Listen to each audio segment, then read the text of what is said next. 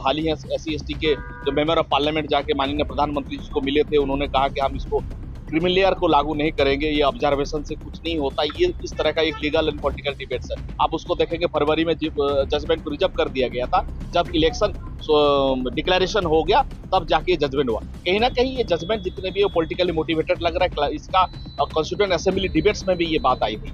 तो आज जो इंटेंशन को नरेंद्र मोदी जी बता रहे हैं कि इसको हम लागू नहीं करेंगे, लेकिन व्हाट अबाउट द क्लासिफिकेशन, जो क्लासिफिकेशन के बारे में बात कही गई है, ईवी चिन्ह जजमेंट को ओवररूल करके जो क्वेश्चन, जो पॉइंट ऑफ व्यू था सब्सटेंटिव लॉ के ऊपर था, सब्सटेंटिव इक्वलिटी के ऊपर था, क्लासिफिकेशन को लेकर था, हेट्रोजीनियस होमोजीनियस ग्रुप के ऊपर डिस्कशन हुआ, वो हर चीज जो 5 जजेस बेंच ईवी चिन्ह 20 साल पहले का जजमेंट को अभी रिव्यू कर दिया। तो बहुत सारे क्वेश्चन, ये लीगल क्वेश्चन है, पॉलिटिकल क्वेश्चन एराइज करके आता है। एक तो जो मेंबर ऑफ पार्लियामेंट है बीजेपी के, वो कह रहे हैं कि हम इनको सपोर्ट कर रहे हैं, उसमें दो सारे ग्रुप्स बन रहे हैं। अगर तरह तरह के पॉलिटिकल मोटिवेटेड हो जाएगा, स्टेट को ये पावर दे दी जाएगी क्लासिफिकेशन का, तो ये सारे कहीं ना कहीं पॉलिटिकली मोटिवेटेड होंगे। जो क्लासिफिकेशन, जो यूनिफाइड कल्चर, जो अनटचबिलिटी को लेकर उनका जो होमोजेनियस ग्रुप फॉर्मेशन हो रहा था, कहीं ना कहीं पॉलिटिकली मोटिवेटेड करके इसको खत्म करने की, निस्तानाबूद करने की ऐसा स्थिति में, जैसे कि सुब्रमण्यम स्वामी ने कहा कि इसको ऐसी जगह पे पहुंचा देंगे जहां इसका होना नहीं होना बराबर हो जाएगा। तो हर तरफ से संविधान को खत्म करने की जो बात आ रही है, हिंदू राष्ट्र बनाने की जो बात आ रही है, कहीं ना कहीं ये संविधान जो रोड़ा है, जो अधिकार दिए गए हैं, तो अगर रिजर्वेशन से इनका जो अभी तक जो बन रहे हैं, अभी सुप्रीम कोर्ट को सोचना चाहिए, भारत के प्रधानमंत्री को सोचना चाहिए, तमाम जो इंस्टीट्यूशन में जो लोग हैं उनको सोचना चाहिए कि भारत का संविधान लागू कहाँ हुआ है। आप 70 साल में बता दो, ऐसा कौन सा इंस्टीट्यूशन है भारत का जहां पे संविधान 100% लागू है, रिजर्वेशन एज इट इज लागू है? आप बता दीजिए। मैं बार बार कहता हूँ, कैबिनेट सेक्रेटरी कितने हैं, आप कहता हूँ चीफ सेक्रेटरी कितने हैं, एम्बेसडर कितने हैं, आपके कंट्रैक्टर कितने हैं, ये क्लास कॉन्ट्रैक्टर कितने हैं, मीडिया हाउसेस कितने हैं, कॉर्पोरेट हाउसेस के, ये सीपी में हम लोग हैं जहाँ पे dogs and Indians are not allowed लिखा होता था। आज यहीं पे बताइए कितने मकान SC/ST के हैं, आप बता दीजिए कितने यहाँ पे होटल, 5 स्टार होटल बने हैं, उसके मालिक हैं। तो अभी तो क्रीम बना ही नहीं है। और आपको कैसा होगा, जिसके पास क्रीम होगा, खाने लायक होगा, आप उसको एक्सक्लूड कर लोगे, बाहर करा दोगे। और जो खाने लायक नहीं है, अभी इतना पता भी नहीं कि रिजर्वेशन है कि नहीं है, पढ़ नहीं पाता है, लिख नहीं पाता है, पहुंच नहीं पाता है, दिल्ली नहीं जाता, नौकरी के बारे में जिसको नॉलेज नहीं है, आइडिया नहीं है कैसे अप्लाई करता है, आप कह रहे हो वो उसको मिलना चाहिए। अरे भाई, जिसके पास दांत है उसको तो चना खाने के लिए दो, और जिसके पास दांत ही नहीं है उसको कह लो वो चना खाएगा। तो कहीं ना कहीं ये पॉलिटिकली ज्यादा मोटिवेटेड है। मुझे नहीं लग रहा कि अगर नरेंद्र मोदी कह रहे हैं तो जाहिर से बिल पास करो ना, ऑर्डिनेंस लाओ। क्रीमी लेयर पे तो सजेशन दिया ना सुप्रीम कोर्ट ने, कोई फैसला थोड़ा ही दिया। ऑब्जर्वेशन है। हाँ, तो क्रीमी लेयर पे बात क्यों कर रही है सरकार? जो असली फैसला उस पर क्यों नहीं बात कर अरे रही? ये खुश गुदगुदाने की कोशिश कर रही है। उधर वो बहन मायावती जी का प्रेस कॉन्फ्रेंस आ गया, अभी 21 तारीख को धरना दे दिए हैं, अप्रैल का जन आंदोलन सबको पता है, कम्युनिटी पूरा शहादत दी, तब जाके ये भारत बंद सफल हुआ। तो ये जो जिस लोगों को टारगेट की जा रही है, ये ढाल है, ये हेलमेट है, ये प्रोटेक्शन है।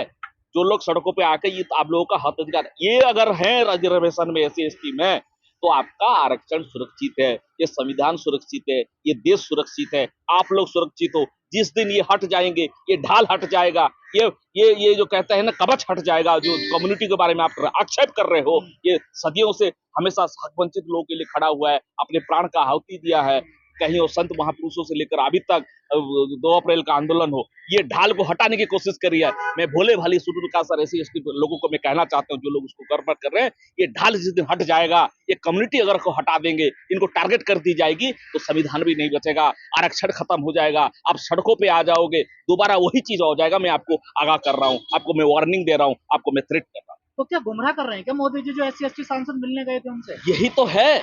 मोटिकली कॉन्स्टिट्यूएंट असेंबली डिबेट्स में कहिए कि पॉलिटिकली कहीं ना कहीं इनको क्लासिफाइड, डिस्क्वालीफाई, इनको प्रेसिडेंशियल रूल में रखा गया।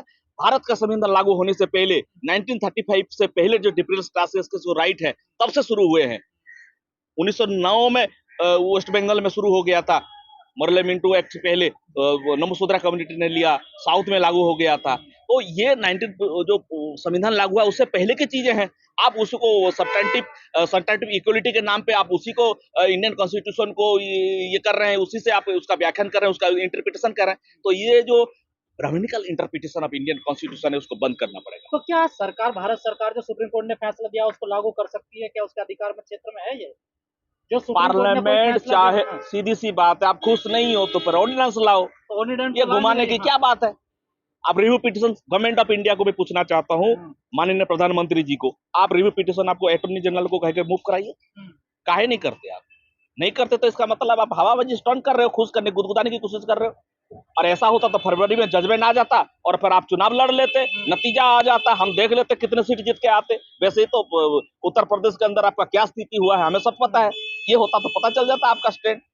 नहीं, भारत सरकार के पास कोई पावर ऐसी है जो सुप्रीम कोर्ट के फैसले को ना लागू कर? पार्लियामेंट में ऑर्डिनेंस लागू कर बहुत सारे फैसले का ये हुआ नहीं, अध्यादेश तो नहीं ला रही सरकार, नहीं बर्बरी बात आ कर रही है। नहीं आ रही है तो इसका मतलब गुदगुदा रही है, खुश करने की कोशिश कर रही है। जो बीजेपी पक्ष के लिए एक शेड्यूल कास्ट में एक जैसे डिवाइड रूल एक साइड कर दो, उसके बाद उसको हमला करो, यही तो divide rule policy politically motivated है जजमेंट।